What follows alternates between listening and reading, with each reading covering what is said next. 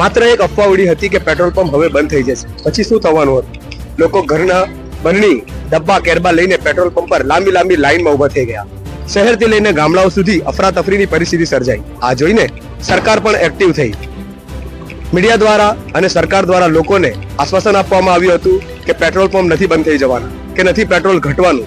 પરંતુ હાલના દ્રશ્યો તમે જોઈ શકો છો કે પરિસ્થિતિ બિલકુલ કાબુમાં છે. લોકોને હવે ભરોસો છે સરકાર પર અને હાલ એવી તસલ્લી છે કે પેટ્રોલ પંપ ઉપર લાઈનો એકદમ ઓછી થઈ ગઈ છે. 2 દિવસની સરખામણીમાં આજે કેવું લાગે છે? આજે બરાબર લાગે છે, મજા, શાંતિ. 2 દિવસમાં કેવું લાગ્યું? 2 દિવસમાં બહુ અફરાતફરી થઈ ગઈ, જમવાનો સરખો ટાઈમ બી નહીં મળ્યો. કાલની ભીડ અને લાઈનની પરિસ્થિતિમાં આજે એકદમ કાબુમાં છે. આજે કેવું લાગ્યું? આજે શાંતિ છે. ખાવાનો ટાઈમ પર ખાધું? હા, ખાઈ લીધું.